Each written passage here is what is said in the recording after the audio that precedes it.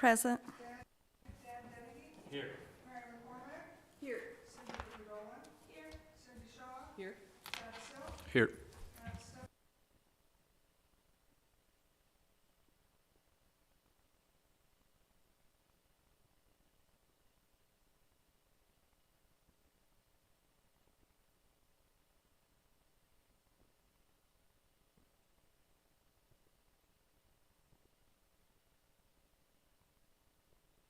Send prayer, please.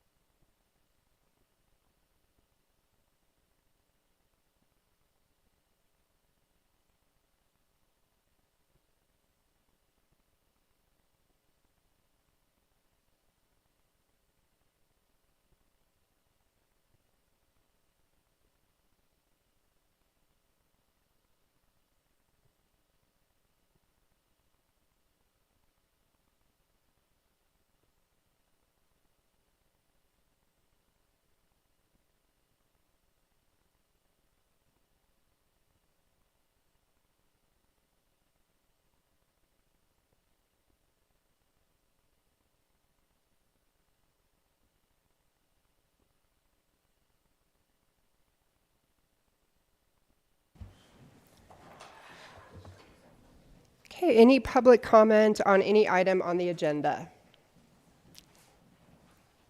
No, you got plenty of time, Mark, for a comment? Yep. Can I have an approval of the minutes from the meeting of March 3rd?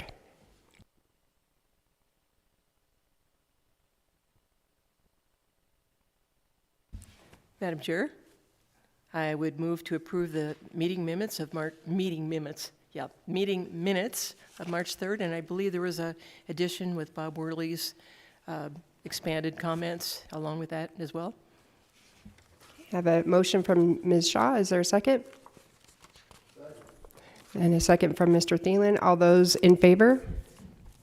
Aye. Aye. Any opposed? What is today?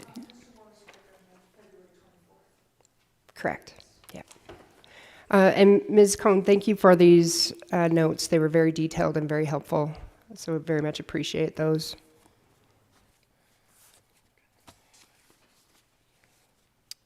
Okay. Okay, so our next item on the agenda is our conversation with Director of Public Works, Mark Neary. And Mr. Neary, we'll have you come up, please. So tonight, we do have questions for you. I think you were forwarded those. Last meeting, we kind of veered from those questions a bit with follow-ups. And then, of course, you have a very large department. In fact, when we're looking at scheduling you, we thought that your department probably needed to be by itself at our meeting because of the number of things that you were responsible for. And certainly in terms of quality of life of Butte-Silver Bow citizens, you're responsible for quite a lot. So we wanted to make sure we gave you enough time tonight to answer those questions. And then, of course, any recommendations you might have for us in terms of how you think your department might be better run, or things that could change in the charter that might help you run your department more effectively. We're all ears for that. I do want to make a note to the rest of the commission. There is a meeting that is following this one at 7 p.m. tonight, so I'm going to try to keep us pushing forward so that those of you who are interested in attending that meeting we can be adjourned by 7 p.m. Okay. All right. So with that, we can start the same way we did last time, if that's okay with Ms. Casey. Thank you. Thanks, Mark, for coming to us. The first question that we have for you is, what are your specific responsibilities and duties here at Butte-Silver Bow as the Public Works Director? We kind of address the same as council, right, Madam Chair? I think I'm on.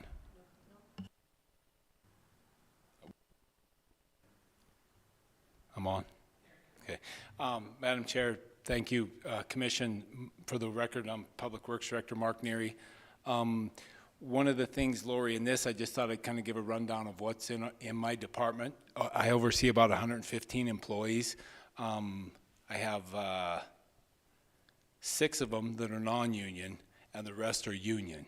So with, when these questions came out, I started kind of asking around, like, what do we think needs to be changed? And with the union members that I have, they don't really see a change that they want to see in local government.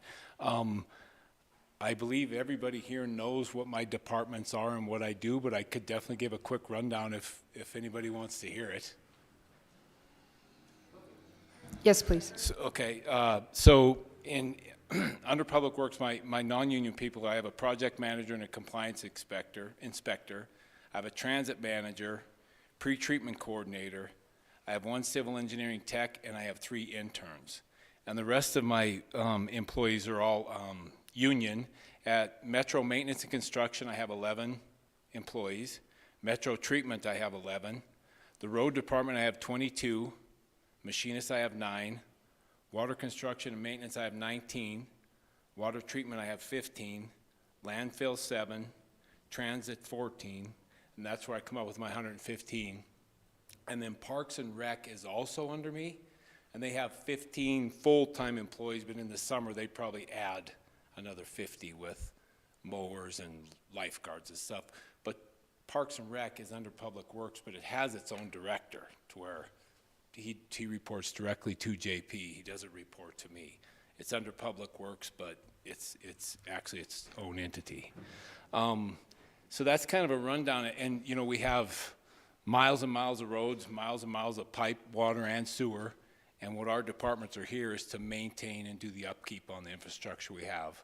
We have an infrastructure for about 90,000 people, but we're maintaining it with the funds from 35,000. So, but I don't know that we have a good handle on it. We're not lacking. We're not in need of anything. I'm not begging for money for pipe. We run out of season before we run out of money. So our departments are whole. And our road department, you know, the last 5-6 years, we've been bidding out about 10 to 15,000 tons of mill fill. We contract that out. We've been buying hot asphalt from contractors that, you know, we go out to bid there, and we actually pave 10 to 15,000. And then we've been doing projects with our BARSA funds. We've done Mercury, we've done Excelsior, Phase 1, Phase 2. We'll finish Phase 3 this year, and we're also doing Howard Street this year, back behind Highway 55. So we're getting a lot of things done. Like I say, we aren't suffering anywhere in Public Works that I can see.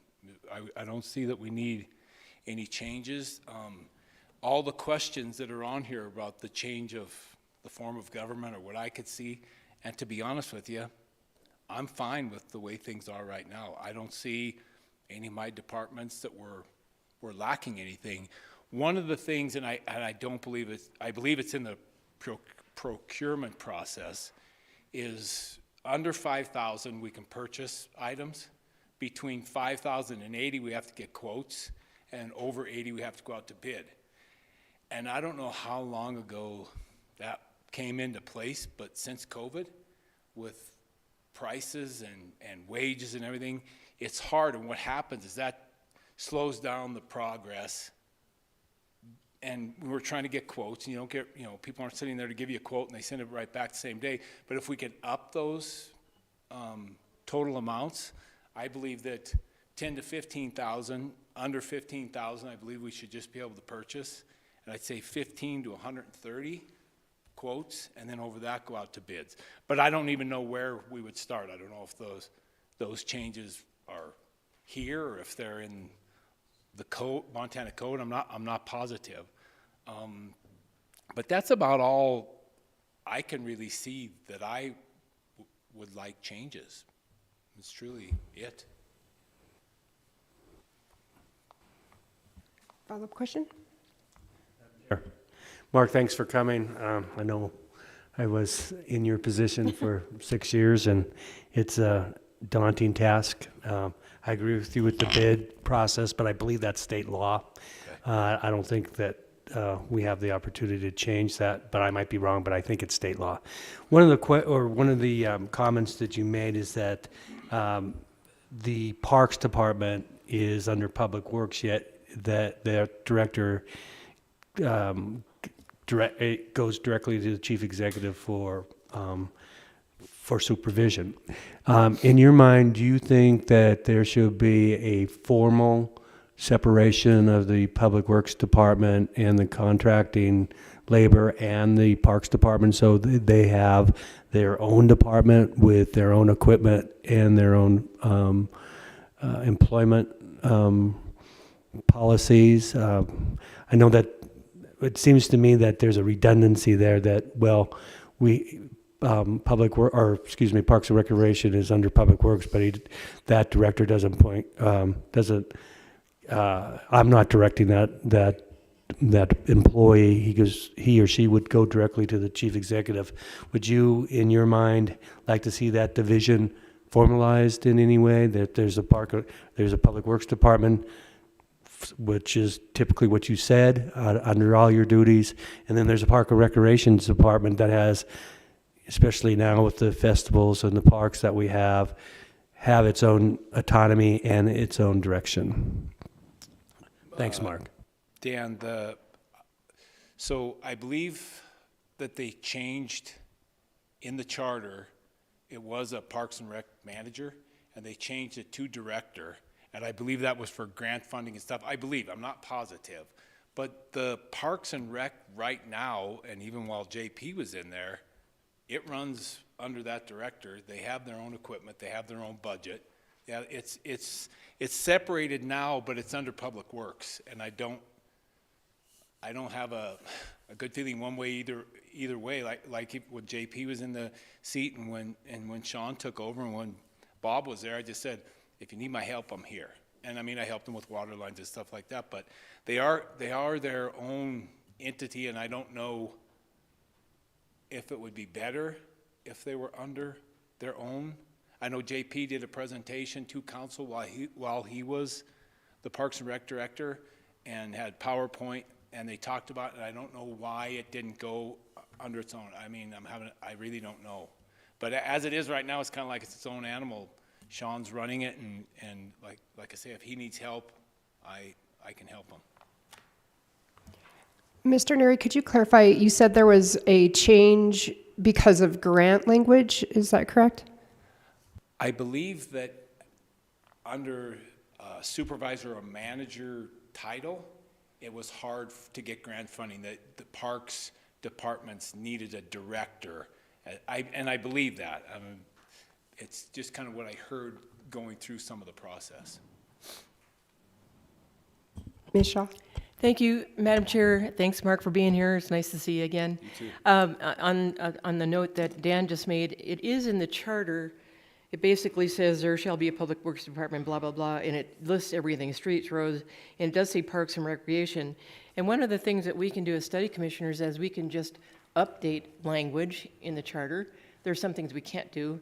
I'm not sure about, putting out a specific separate, we could, Parks and Recs Department, but it literally is in there as one of the duties and responsibilities of Public Works. So if it came down to just semantics, we can always change that. And that's the sort of thing that we can do with the study commission. Okay. Oh, and I had a quick question too. Follow up, please. On our org chart, just as a clarification, I see the cemetery is under the Public Works Department, okay, and landfill. And I believe our Peterson it's our arborist. I believe is he just out there at the shops, or is he under your purview, under your direction? Cindy, The arborist. the arborist is under. He's under Parks and Rec. Okay, I just want to make Which is sure. under Public Works, so yes. But he's at the shop. Yeah. He's at. That's yeah, what's so if it's big trouble, confusing. it comes to me. But no, He's under he Parks answers to Pete, Seansburg, and Sean. Gotcha. Okay, but I just remember it was out at the shops, just as a clarification. Okay, thanks. Ms. Dolan? Thank you, Madam Chair. Thank you, Mark, for being here tonight. I've got two questions for you. First, with talking about responsibilities, can you talk to us about the fact that Butte-Silver County is very big, and you are responsible for not just, uptown Butte, sometimes people just think Butte proper, but going out to those other areas like Melrose and down and outside of Butte proper. How is that working, and do you have enough of what you need? And what has been the impact or response from those rural residents as far as what you can do and are availed to do to help them with public works issues? Thanks for the question. We go to Melrose and we sweep and we flush, and it's most of the time right before their track meets. You know, they call and we go down there. The rural roads around the outskirts of Butte-Silver Bow, we maintain all of them, and most of them we've put millings on, and some of them we have paved just for the upkeep and the maintenance. But I do not hear complaints from outside sources, you know, talking about they're lacking anything. There was a few questions about they want us to go change cattle guards outside of Melrose, and I said, we're not in the cattle business. You know, we will put them in if they supplied the cattle guards in the road, but I mean, we really don't have any complaints or issues. Sorry about that. So thank you for that. That's good information to know.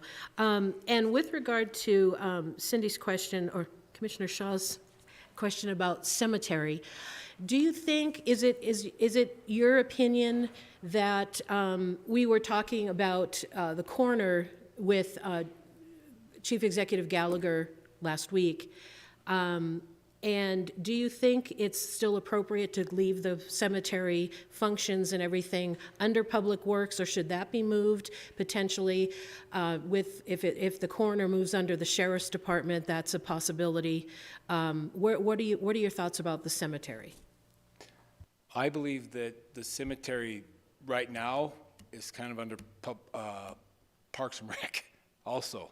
And it's just 2 employees out at the Sunset, but everything, you know, they bring their equipment in and we maintain it at the shop. And I would say Parks and Rec would probably be better, or leaving it where it's at, and if everything stays under Public Works, because our sprinkler people, you know, I mean, that's where we're getting everything taken care of. Thank you. Welcome. Yep. Go ahead, Ms. Casey. Mark, is it just one cemetery, or do you have one in Melrose too, or is it just Sunset Memorial? Just Sunset, I hope, or else we're neglecting the one in Melrose. I think it is just one. Excellent. Ms. Dolan, I think you have the next question. Thank you, Madam Chair. So here's the second question for you, Mr. Neary. What are the most important problems presently confronting local government that you think, and I think you might have answered a little bit in the first question, but more specifically, if you have any important problems presently confronting local government? What we have found in Public Works, our biggest challenge was ordinances. We had all these ordinances in place, and I don't know when they were brought into effect, but none of them had teeth. You know, we had an ordinance that stated the rule, and then, okay, well, they're not following the rule, so now what? So we have been going through, and that's what isn't something that government has to change, we have to do it. And I mean, you were on the commission, you know what it takes to change ordinances. It's time consuming, but we have done it. We have a pre-treatment ordinance that we have brought in, and then like our snow shoveling and different ordinances like that, we are taking the time and changing them as we go. But it's a very thick book full of ordinances. I think we're made at a table with a bunch of guys drinking whiskey, and I just think they figured everybody would be kumbaya and obey the rules. And that's one of our biggest issues is we don't have teeth in our ordinances. And we are changing them as we go. Okay. So to that point, because they don't have any teeth, are you finding the Public Works Department is always on the back foot and being reactive instead of proactive? Because if something happens, then you look at the ordinance, it doesn't have any teeth, and then you're like, okay, now what do we do? We were reactive. now we're proactive. Okay, thank you. Yep. Mr. Neary, can I follow up with that? So are you systematically working through those ordinances? Is that the process now, or how are you dealing with that? What we did is, all of a sudden, we found we were up against, and it was in a lot of areas, so we just we started studying them. But each one, we've been on our pre-treatment one for a couple of years, and it just takes a while to get going, even like landfill changes. It just takes a while, so it's like eating an elephant. We're just, one bite at a time, but we're not systematically, we don't have a list of them that we're going through. We just kind of know where we're going with them and what we have to do. So with pre-treatment for the good of the group, could you describe what that is? So EPA came down, it was about probably 4 or 5 years ago, where they started, wanting industrial users to pre-treat their sewage before sending it to our treatment plants. So they gave us a time frame that we had to hire a pre-treatment coordinator, and we had 2 years to do that. We found our guy, we hired him, and then he had to educate the public. We have a lot of restaurants that didn't have grease interceptors, a lot of industrial users that aren't pre-treating. So then we had to educate and then start implementing, what we needed done. So that has been, like I say, I think that is 5 years that we've been working on that. And we finally just have our ordinance in place. We had to give compliance schedules to we couldn't say, hey, you got to have it by tomorrow, because there's a lot of cost to it. But it was just, a lot of it was education, but it is, everybody's kind of getting on board now. All new construction, you have to have grease interceptors, outside the building that can be cleaned. We're going around to restaurants that, if they have grease interceptors, we're making sure that they're cleaning them up and maintaining them. It's a lot of legwork, but people are starting to comply now. Thank you. Any other follow-up questions? Mr. Thielen. Hi, Mark. Hi. Hey, I hate to be the bad guy here, but you said that you weren't struggling or anything like that. I've had several calls from individuals with some complaints about the streets. Do you feel that you guys are doing a good job filling them holes with slurry and chips? Or when do you think you're going to be able to patch some of those holes kind of permanently? Thanks for the question. We do not patch anymore. We use the Durapatch, which is oil and chips. We do about 19,000 of them a year. Our streets are so far gone that we can't do a hot patch like, where you jackhammer it out square, because you never find the end of the square. The good thing about the Durapatchers, we're Durapatching now. We can Durapatch year round. When you're doing a hot asphalt patch, you have about a 3-month window when the hot plants are running. So the hot patches are a thing of the past. Like I say, we have done probably 80, 90,000 tons of asphalt repaving streets in the past 6 years. Now, granted, might not be in front of this guy's house that's calling the complaint, you know what I mean? But we have done a lot, and we're moving around. I move around in all these, like the Millfield area we're bidding out tomorrow night, runs from Arizona to Maine between Front and 2nd Street. That's a big area. Yeah. We're trying to focus and maintain where we do the Millfields, where the water lines are new, and that's in the last 25, 30 years, and the sewer lines can be relined. So we try and stay in those areas, but we have knocked off a lot of streets. So I have a follow-up question to that. Do you feel that you guys are doing a better job now doing with the Durapatch, or since you've sold since they sold the hot plant? Do you feel you're doing a better job? Yes. Thank you. Yep. Any other follow-up questions? Okay. All right. Mr. Steppen. Thank you. What do we have? Number 4 probably now? What advice, sorry? Yeah, yeah. So in the interest of not being redundant, I think we're probably okay. Number 4.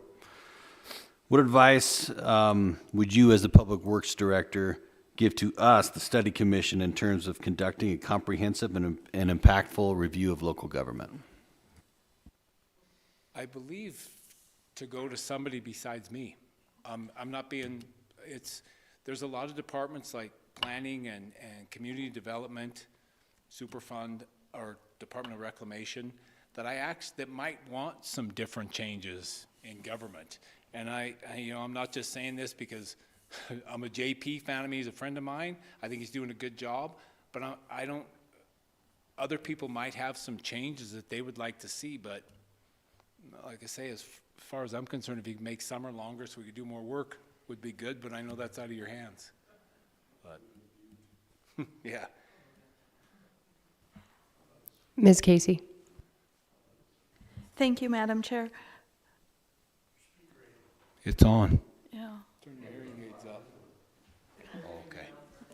Okay. All right. Mark, I know you said things are running good and smooth. Do you have anything as far as how the council operates? For instance, the every other week is when you can submit new, or you also have a Public Works Committee on the council. Could you just speak to that a little bit for us?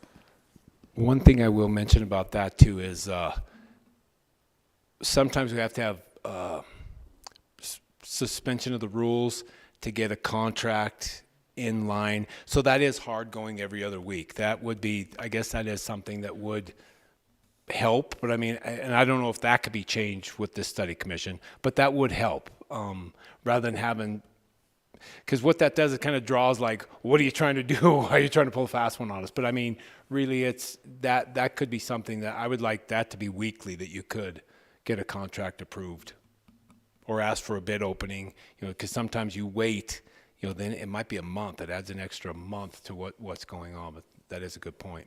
I wish I would have brought that up. Thanks, Lori. Ms. Dolan? Thank you, Madam Chair. So I'm curious, and don't take this as a loaded question, even though it may be, because we're in Butte-Silver, but do you find that the fact that what you're saying is everything is okay as far as logistics and working within Public Works, is that because 99% of your employees, it's union-based, and you can't really, there's not a lot of wiggle room with what you can do and not do because of the union presence within Public Works? I don't feel that way. I think we work together. I don't think we ever are not doing work because of a union issue. A little bit of our problem right now is people tripping and falling and breaking ribs, and we got a lot of people off on work comp right now, but I don't feel that union matters are affecting what we have in our workforce. We're good with it.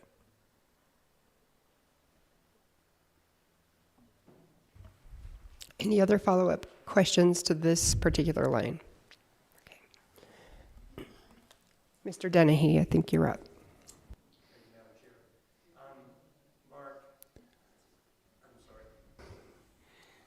That's probably the best. Nobody wants to listen to me, Anyway, Mark, excuse me. I know on the fee-based system, the utilities, every year the council approves your fees for wastewater and water and the utilities that you're a part of. Could you give us your opinion on the fee-based utility form of Public Works? Do you think the fees are adequate? Or do you think there should be some review of the fees so that you can adequately have enough money to do what you need to do? This year we did an increase in Metro sewer, which will help. That was definitely needed. Our water right now, our water rates are fine. We have adequate money. We're doing fine. Our taxes, what we're getting on our tax base for our roads and stuff, I think is fine. We do have a shortfall on stormwater funding, but the problem with it is our stormwater on the flats, we have inadequate infrastructure in order to gain any fees, to increase. It'd be tough to increase fees if you don't have somewhere to send the water. So that's something we're looking into right now too. But as far as our fees, we've been okay up till this year, but Metro sewer, that we had an increase this year. And one of the things that, we go to these directors meetings with the big seven, now it's the big eight, including Belgrade, and in an email chain that goes around everybody is what's everybody increasing their rates this year. So it's every year all these other big cities, they increase water, sewer, stormwater. And we have gotten, and I mean, I don't know when the last time we had an increase was. I think the last one was a big one. I think it was at Metro also. But I'm not sure that we shouldn't be increasing them every year just to keep up. But right now, I don't think we're struggling except in our stormwater. But that ball's kind of in our court too.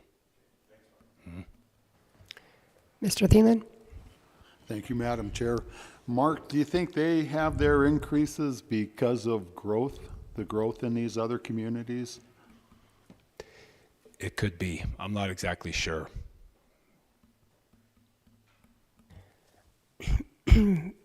Ms. Dolan?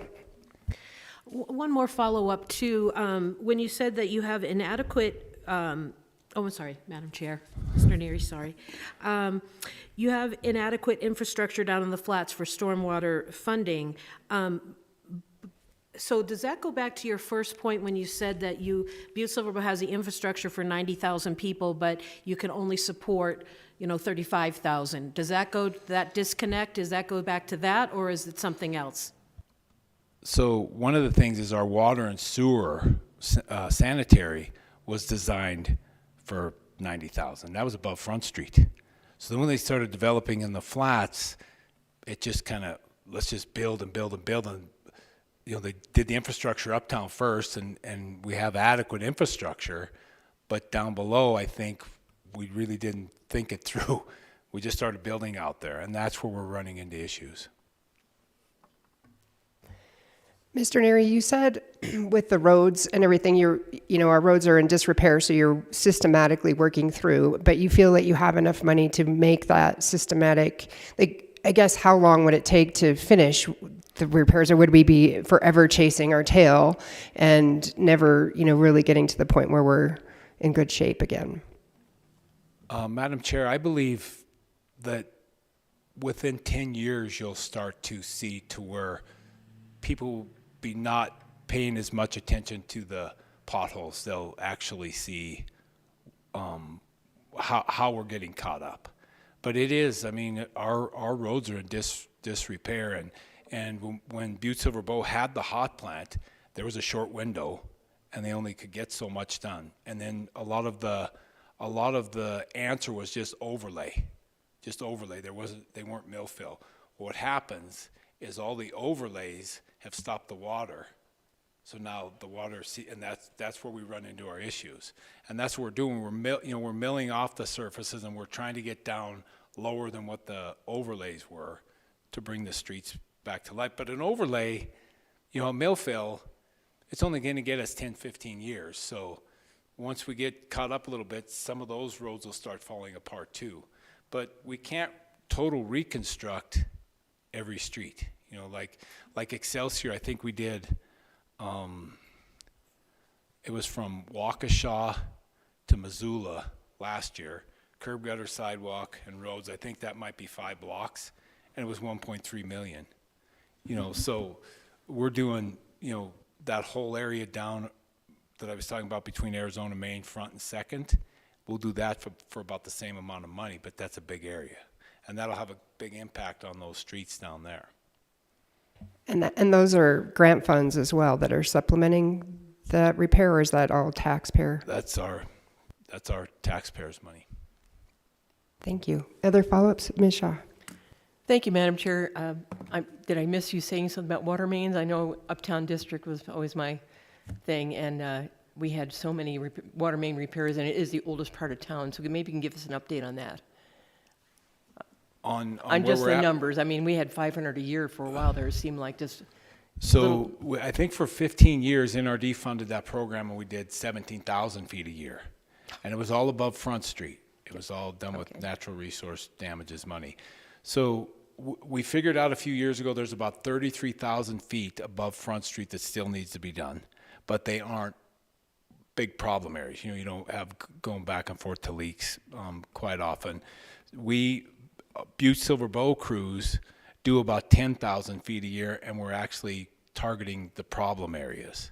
So we have a 52 block area on the flats that has all 2-inch water main. We try and knock out a few of those streets every year and up the size to 6-inch. The 2-inch lines that are in there are corroded down to about 3/4 of an inch. So we do have a problem there on that side of town that we're trying to address. But we just do about 10,000 feet a year, our crew. Thank you, Madam Chair. To follow up what Commissioner Shaw was just talking about, what is the process now, say like down on the flat as opposed to Uptown Butte, with you zero in on a street that needs to be fixed, be it a pothole or something else? Can you walk us through the process? Because I know for many years, people would constantly say, you know, great, road repair, and then 2 weeks later, you had to dig it all up because something broke underneath. Can you walk us through that process so we're not like redoing like the same spot 5 times? So like Ottawa Street last year, we replaced the water main from Whittier to, no, we went all the way to Harrison. So with that, then we had that as our mill fill project. So Ottawa's new from Continental all the way down, but we're trying to focus on the areas where the water lines are already replaced, or when we're doing our water line, we try and incorporate that with the mill fill project. So we don't have that issue. Now, there are some streets that we don't have issues with the water line. Some of the steel lines are still in decent shape, and you're going to have every now and then there'll be a mill fill project that goes down, all of a sudden a leak will come up, and it's going to happen. But like that area wasn't even in our sights to do the water main replacement. But you have one small hole that gets patched in, and then the whole rest of the street is still good. Mr. Thielen. Madam Chair, thank you. Mark, question. So when you guys are doing the mill fill or complete reconstruction of the streets, wouldn't it be feasible at that time, or to do the water lines, to change the service lines in these houses as well, so that they don't leak after they take and put the equipment on sheep's foot and the compactors, so that the stuff does not leak? We do that. Wherever we go through and we put a new water main, and even in the NRD, when they were doing it, at the end, the lines had to be replaced to the curb. And when we go through our crews, we go through first, we find out who has galvanized lines. If they're copper lines, we just rehook them. But if they have galvanized lines, we offer a program that we replace them, and then we put it on their taxes, and it's at a cheaper rate. Yeah, so we do take care of that too. And all of our sewer lines, we have Metro camera, all the sewer lines first, make sure that they're lineable. And if there's a point repair that needs to be made, they do the point repair. And they might not line them for 3 or 4 years, but at this time they're able to line them where there isn't any digging. Ms. Dolan. Thank you, Madam Chair. I was thinking of this on the way up tonight. There's been a lot, and I don't know if this is under your purview or not, so just educate us if you would. There's been a lot of construction with regard to laying cable for, all high-tech stuff, internet, audio, all kinds of things, fiber optics. Does that fall under you, or do they work with you in that? I'm just kind of curious. I just don't know. Yes, it is a right-of-way permit or a street opening permit, and it does go through Public Works. All right, folks, I want to make sure that we stay on topic with the charter and changes to government structure. We are very interested in Public Works because, like This is where we get the most questions. How are we dealing with our roads and our water, et cetera? So, but for the good of our order, let's please kind of stay on if we can. Mr. Silk, I think you're up next. Yeah, thank you, Madam Chair. Thanks, Director Neary. I believe we're on question 6. What challenges do you foresee for Butte-Silver Bow in the next 10 to 20 years? And does the current government structure in the city-county meet those challenges effectively from your department's standpoint? So I believe I touched on it in the beginning. I don't really see any challenges that is affecting Public Works. You know, as long as the money keeps coming in and we can keep doing the work, I think we're fine.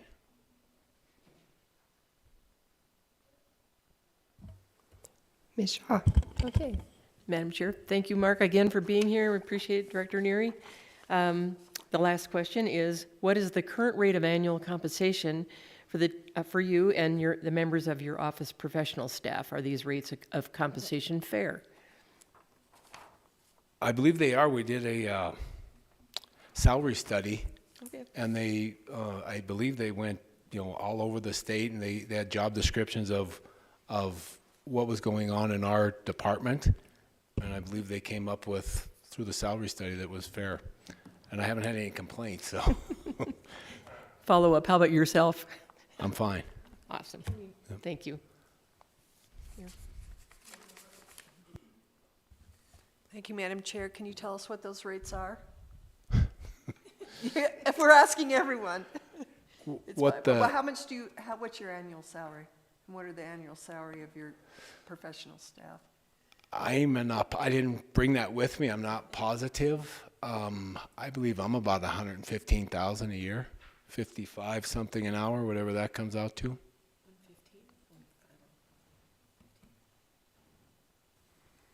Mr. Dennehy.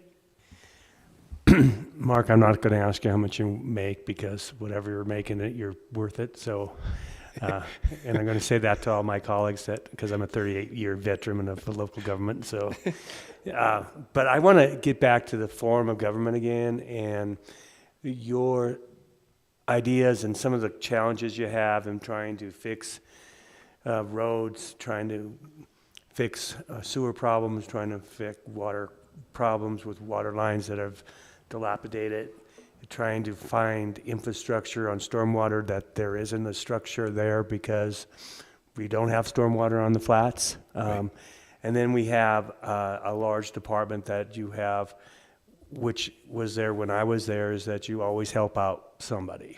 You're going to help out nonprofits, you're going to help out non-governmental agencies, but you're also going to help out Parks and Rec. So I see, this is purely on my opinion, Mark, and you can tell me if that's changed, but I see a lot of infrastructure and assets being pulled away from the road department and placed at that time into Park and Rec, because Park and Rec has become its own entity. Park and Rec has become a major focus of this community with the festival cities, with keeping up with the number of parks that we receive from Superfund, and I see that carrying on down the line. I don't see that stopping. I'm thinking that we are going to see more and more money into the community, into the infrastructures from Superfund that is going to change it from what it is now to a legitimate park. And I see that if that continues, the money that you have for parks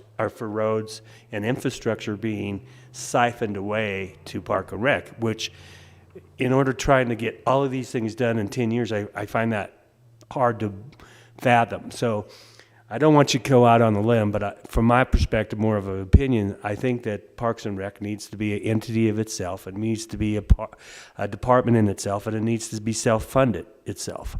Could you give a comment on that, or am I all wrong? No, I believe Public Works does help Parks and Rec, especially on festivals, but it's because we have the equipment to the low boys and to haul the Jersey berries and stuff. But I think for the most part, they're handling everything else themselves. They do all of the road blocks with the bicycle fence and stuff. They do, you know, one of the biggest things, and when our department wears vehicles out, they end up in Parks and Rec because they can't afford to buy new vehicles, but they can still run for a few years. But right now, that's about the only help we're actually giving them. Ms. Casey? Mark, just a follow-up to Dan's, and I think you said that, but I just wanted to clarify. So you really don't have to share even equipment with Park and Rec? Because at one time, there was that sharing going on. No, they have their own, they have skid steers, they have all their own mowers. They don't use loaders or backhoes or anything right now. Like say a beaver dam came in, they will get an excavator. They'll just have us run out and do it rather than them buying an excavator. But we don't, they're really not in a big need. They're kind of self-sufficient, really. Mark, in thinking about growth over the next 10 to 20 years, it seems that growth in the greater outlying areas is probably coming. You know, as people are moving in and building more houses, how do you see being able to address the city-county needs overall over the next 10 years? I truly think we have a good handle on most of our rural roads. You know, we've been maintaining them and we've added gravel to them. And like I was saying, a lot of them have millings on them right now. Where they're a foot thick, they're put down properly. It's just like a paved road that can be chipped. I don't see any issues with where I believe the building will go. And then the ordinances that cover that area adequate at this time, like for instance, getting well water versus municipal water, et cetera? Yes, if they're within 300 feet, they have to hook up to our system. There's two, this is kind of crazy. In the ordinance, there's two different, one's 500, one's 300. So those are the things we're trying to clean up. But if they're within reach, they have to hook up to our system. Mr. Thielen? Madam Chair, Mark, why the two distances? We're not sure. We were always under the assumption that it was 300 feet, and then somebody found in a book that there was a 500 foot. So I'm not exactly sure, but most of the time, people want to hook up to, if they're at 500 feet, they're going to want to hook to our system rather than drilling a well, and then they have hard water or soft water, and it's cheaper, yes. Ms. Shaw? Thank you, Madam Chair. And again, on the point of government change or amendments, let's say, to the charter 20 years ago, the Animal Control Department, it was an evolution and it was time, and we were able to take the animal control, which was under Public Works, I believe, at the time, and make it a standalone department, and I think it has worked incredibly well. So on Dan's point here, I think that that's something that could be discussed, and it comes under our purview of our study commission. So just a thought out there. We'll talk to you later about it if we need to. Thanks. Okay. Any other questions? Ms. Dolan? Yes, thank you, Madam Chair. To the point of the structure and government and the discussion about Parks and Rec, I'm curious your thoughts about the heavy lift that you guys have had to do over the past few years with regard to the Basin Creek water treatment plant and the fire danger and the mitigation and all of that. How did you guys deal with all of that? Did you have to pull a lot of resources from other parts of Public Works to that? And to Jim Keenan's credit, he is now a complete forester, in my opinion. Yes. But he's done great work at the Basin Creek plant. So could you speak to that a bit? Most of the funding came from grant funds and ARPA on Basin Creek, the dam rehabilitation. And that came from every 5 years we have to do a inspection of our high hazard dams. All of our dams are high hazard. And the dam was constructed in 1896, and then they added another 13 feet. And the stuff that was built in 1896 was in better shape than the last, and it was all flaking and falling off. So with this, we had reached out to Gamet Fleming, and there was another engineering firm. Anyway, we did some tests, drilled cores down into the base of the dam, and then came up with a design, and then we reached out for an ARPA project. And that's where we got the funding from that. And it had nothing to do with the park. And then Jim Keenan had reached out for some grants. We only own right around the perimeter of the reservoir, not very much land. And he got some grants to cut all the deadfall in there. And I think it was 3 years, there was a group that came in and they cut all the timber, stacked it all up, and then our match for this grant is we burn the piles in the winter. But the whole area around the whole reservoir is cleaned up. All of our land is cleaned up and stacked up in piles to be burnt. But then that we had the Forest Service up there, and I don't know that they knew how bad it was. And then they reached out, I think, to Tester. Tester went to the head of the Forest Service and brought it to their attention, and they came out here and they moved it to a top project. They've widened the roads up there, and they're going to start logging in June around the whole reservoir. A fire would have devastated the reservoir. The treatment plant isn't designed to take ash out of the water. It would have shut Basin Creek down, and we get 60% of our water from Basin Creek, all gravity. Excellent, thank you. Any other questions from the commission for Mr. Neary? You got out of here pretty fast. One question I have, in the commissioner meeting, we addressed commissioner, and I just started answering questions. How are you guys, Lori, Cindy, or are you guys, pardon me? Oh, you're commissioners on this one. I'm sorry. I apologize for that. No, definitely not. I'm sorry for that. I usually do, but I wasn't sure. I should have asked the question before we got on the record. I apologize for that. You're okay. We've been fairly informal, so you're okay. Thank Right. you. Thank you. Thanks I for don't your know time. about them, but I've been called worse. And we'll probably reach out if we have additional things. There might be times that we would have you come back for something, especially if we're making a recommendation regarding changing of structure. We might have you back. But thank you for your time tonight. Thank you. Thanks, Mark.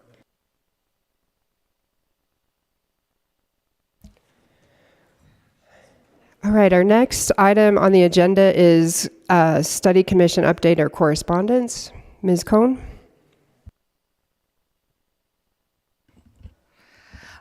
We don't have any correspondence to date. My updates include, you guys had asked for some information about the Helena Anaconda Deer Lodge in Missoula. So I'm working on a packet of information to get out. But first I'm trying to get the department heads scheduled before I schedule those cities to come in. So that's why I'm just doing a lot of juggling and scheduling and figuring out who's going to fit in where. But I will probably have some packets for you about those cities, and then we can start talking about when we'd like to invite them to come over. And Anaconda Deer Lodge is also having a study commission. They're doing a study this year as well. So it's something I learned today. And I think we agreed that there would be reciprocity from us to come to their meetings as well, and Mr. Denny had volunteered for that. Mr. Thielen. Yes, Madam Chair. Hey, I received an email from a citizen. I don't know if you want me to read it out loud or get it to Kim, and she can present it later. It's going to be up to you. I think it's fine for you to add it into this section right now. Are you sure?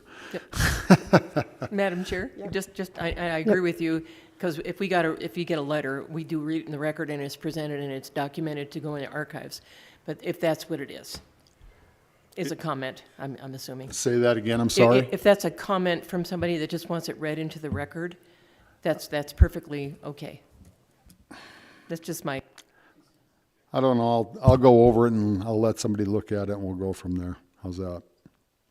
I mean, I can read it now or whatever you want. It's kind of scathing, so I don't know.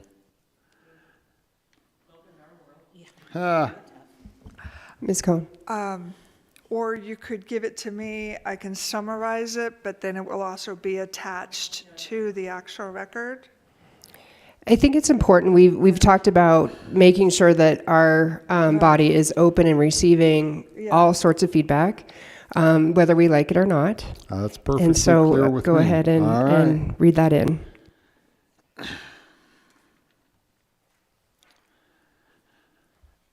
This person wants to actually kind of stay anonymous, so I'm not going to mention their name, if that's okay. They have a few, No, well, I think I don't think we want to take anonymous comment though. It's public comment or not.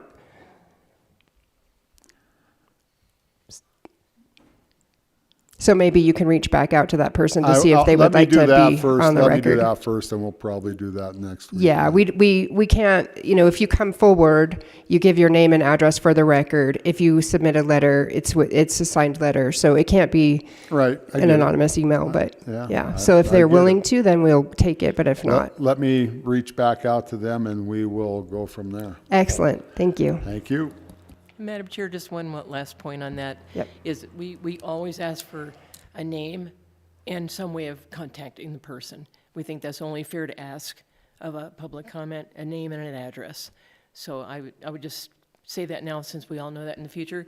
But if we got an anonymous letter, we'd disperse it around to the council, to the members, just so they could read it, but it would not become part of the record.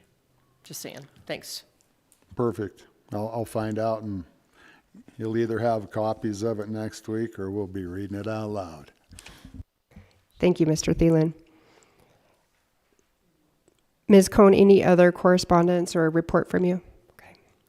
All right, so moving on to unfinished business, the public outreach discussion. There is an error on our agenda. The party line is on March 12th, so this Wednesday. And Mr. Dennehy and I will appear for the first one. We will intend to cover what the study commission's goals are, what our purview is, what our role is, and how special having a study commission is in terms of the Constitution of the state of Montana and the privilege that we have to talk about how we are governed.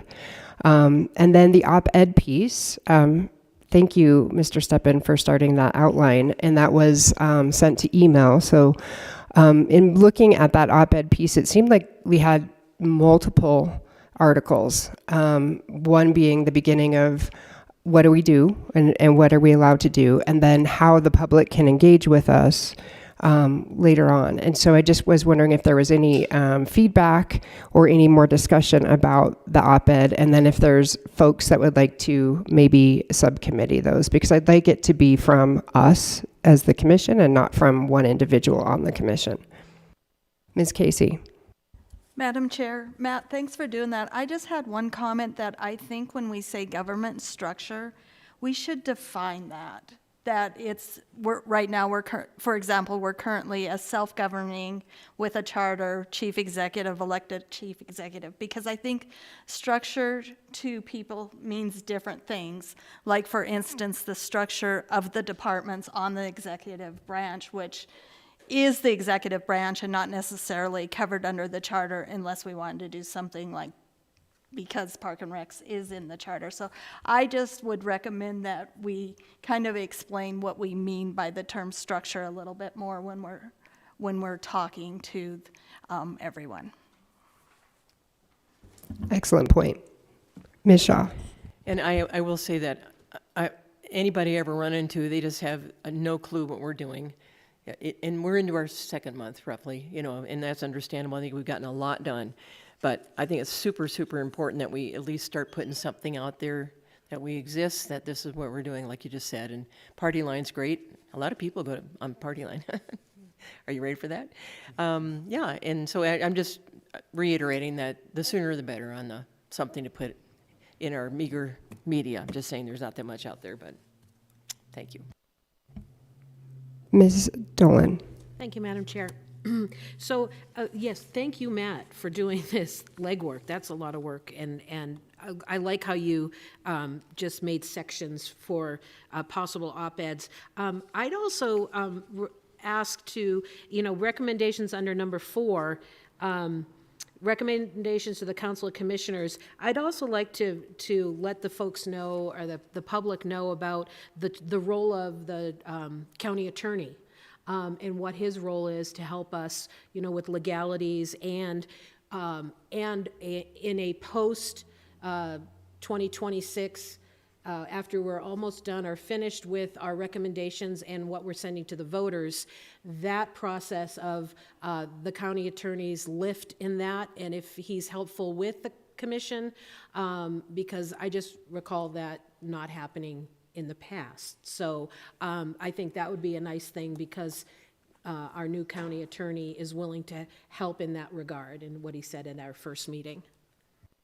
Ms. Dolan, just to clarify, you're talking about what we discussed as the two buckets, where there's recommendations versus things that go before the voters, correct? Yes, and then what his lift is in that with the Council of Commissioners versus just going on the ballot for the November 26th election.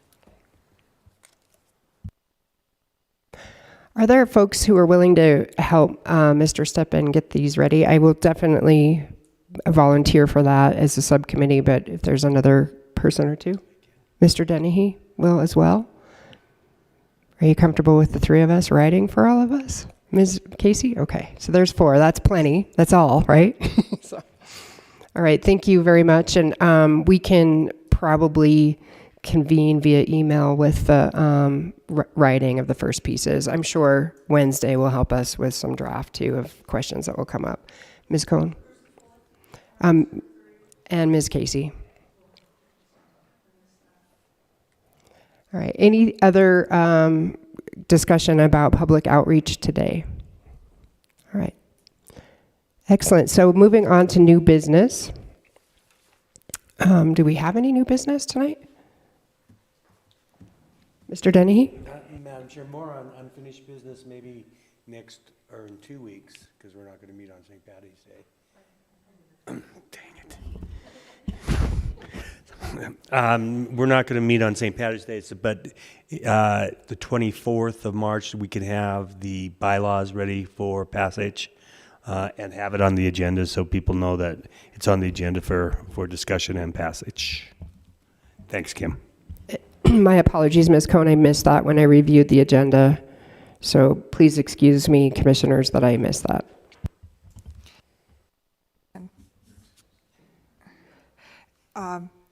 Ms. Randall and everybody, the bylaws were distributed in your packets, so, and if you need more, they're downstairs, printed out. Okay, we do have a public hearing tonight. Other scheduled matters? And how about public comment on anything not on the agenda but within the jurisdiction of the study commission? No public comment? Okay. Ms. Shaw? Well, we didn't have anybody here for the comment on items on the agenda, so maybe we could put them together in case they did have a comment about something on the agenda. Fair. Do you have any comments that any of you would like to offer? Go ahead.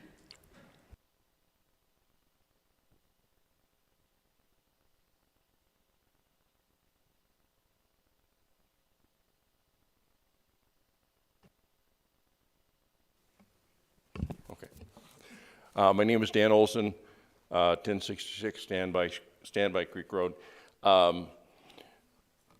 Former commissioner, and I think everything that the Public Works Director says is golden. Since he's taken over, I've seen a great improvement in stuff. I think he's doing great. And he's taking care of the stuff that we have out in the rural area, at least in my area. So I think he's doing well, and so don't mess with him. But thanks anyway, and hopefully I'll attend more and see what you guys are up to. So thanks very much. Thank you. Any other public comment? Okay. All right, so announcements. Oh, sorry, Ms. McCormick. I would just like to say that maybe we should remove question 7 from the question list. If we're not going to be consistent in expecting answers, I think we should remove that question. It's on the salaries. Comments? Ms. Cohen? I can pull the most recent salary study that J.P. Gallagher sent out. I think it was last spring that it was completed. I made a note to pull that if you guys would like to see that, and that would pretty much answer most of question 7, I think. I think that would be a good strategy. I do know that there's been question about how our elected officials and directors are compensated as compared to other communities, so perhaps that could help us.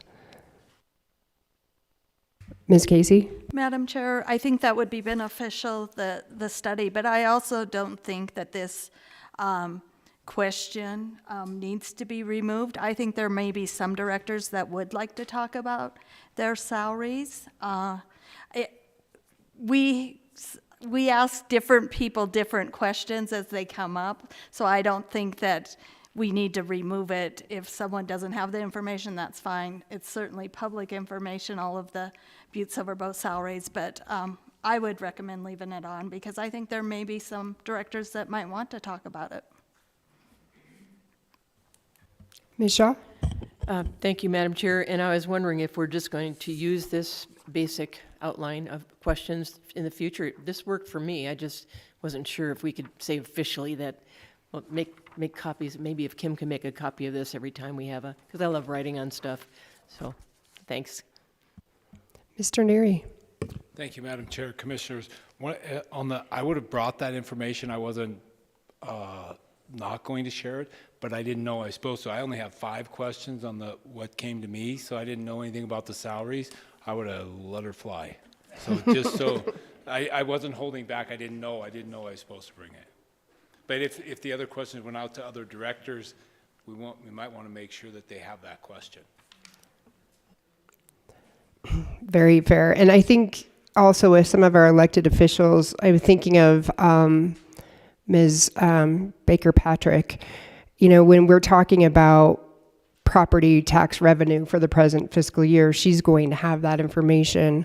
She might have other advice for us in terms of, you know, how our revenues compare and helping to support Mr. Neary's work. And I think those are important questions for her. So I feel like we're going to need to tweak these questions based on who's coming in the room.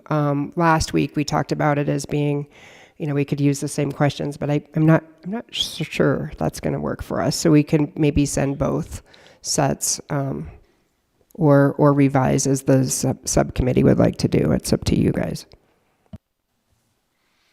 Madam Chair, I agree with Lori. I think that the question has a lot of value, and it may be different to different departments, but it could be very relevant if we're looking at other forms of government as potential opportunities or research, having that comparison.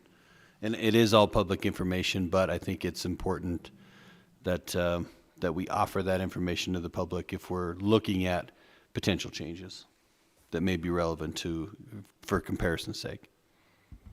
That's an excellent point in terms of salary load to the taxpayer. If we're recommending changes and adding or subtracting positions, that would be relevant to that decision making. Ms. McCormick, you were first. Oh, thank you, Madam Chair. I guess I would like to know who's going to be, I think we have a little disconnect too, is who's going to be responsible for making sure that these questions get out to whoever's going to be the next interview person before the meeting so that we don't have this confusion again. Ms. Cohn? If you could get the questions to me the Wednesday before, so if we were meeting next week, I would need those questions this Wednesday to have them have adequate time to look over them. I just passed the questions on to him that I knew this time, but I fully was going to send out, once I get them all scheduled, send them out, the standard questions. Mr. Dennehy? Madam Chair, I think, Kim, the issue is both sets of questions that we have from MSU and from developed by the subcommittee should go out to every department head and every elected official. And that will be the probably format for everyone. And then from those questions, the study commission can either edit them as we're asking the question, or not ask the question, or come up with another question based on the conversations that we're having with the department head or other elected officials. But at minimum, they should have MSU's questions, and I think there's 9 of those, and some of them's not going to pertain to them, and they're going to say, I don't know, but that doesn't pertain to me, and the other 7 questions that we have done that the subcommittee has answered. So I think those 2 sets of questions should go out to everyone who is coming before us. So if we can just, and that's just my opinion, is just if that's something different, let's have a discussion, but at least those 2 sets should go out to everyone. Okay, thank you. Ms. McCormick? Yeah, I think that's a great idea, Dan. But as far as, so we have these standard questions, the ones right now, they're geared at, they say, the chief executive. Could Kim take that responsibility of tailoring it to the next, if we're having a certain department head come, you could take a look at that? I mean, all they need is a few words changed. I already have. I did that with Mark's questions. So. Okay, I don't think we were copied on the email to Mr. Neary, so that's probably part of the confusion. Yeah, I didn't know that you needed to be, so I apologize. I did as instructed, I invited. Excellent. And then do you have, I noticed there was emails coming back in regards to the preference of dates. Do you have a general schedule yet? We have I've heard about half of them back. I think I've about 13 of them back. Still waiting for another dozen to come back. But yeah, I'm starting to get that schedule. We've got some dates that are kind of closed off and already. So it's looking really, really good so far. Ms. Dolan? Thank you, Madam Chair. Kim, do you know who's going to be, because of course St. Patrick's Day, but for the 24th, can you tell us who's going to be? I do, as a matter of fact. And it's one of the larger, probably more complicated. So I've only got one so far who wanted to go on the 24th, and that was Eric Hassler. And I forget what he is. It's like cleanup, so what? Yes, super fun. So it might be okay if he's by himself. Depending on what my email looks like tomorrow and maybe the next day, I may put somebody else in there as well. But he's got probably a pretty big one. But like I said, there are some dates that, yeah, I've got filled up, but still have 12 or 13 people to put in there. Okay. Ms. Casey? Madam Chair, if Ms. Cohn can, I would recommend that we add another one. We just did the largest department in Butte-Silver Bow and would have had time to have someone else, because I think if we stick like we did tonight to what this commission can change or do that, I think we can get almost all the departments through. So I would recommend, Kim, if you can, get someone else that we should put them in. Everybody who's responded, first come, first served, they get their choice. And Eric's the only one that picked March 24th as their first, second, or third choice. I mean, nobody else has picked it. I guess if you don't respond, you just start filling in. I was just going to say, if I don't hear from them, they will be assigned. Voluntold instead of volunteering, so, yeah. Mr. Dennehy? Madam Chair, the chair brought up in a email that Sean Fredrickson he reached out for an interview. It's germane to the conversation that we had with Mark and him, so if he would yeah, right, so he can, and if it's clear in our minds or quickly after Mark's presentation, we might have a better discussion, but I appreciate that, Kim.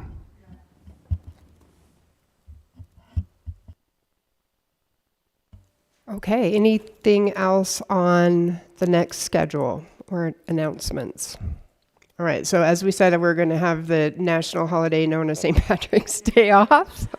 And then our next meeting will be the 24th of March. And so I would entertain a motion to adjourn. Mr. Thielen has motioned to adjourn. Is there a second? Ms. Shaw has seconded. All in favor? Any opposed? Thank you all for coming tonight, and we'll see you in 2 weeks.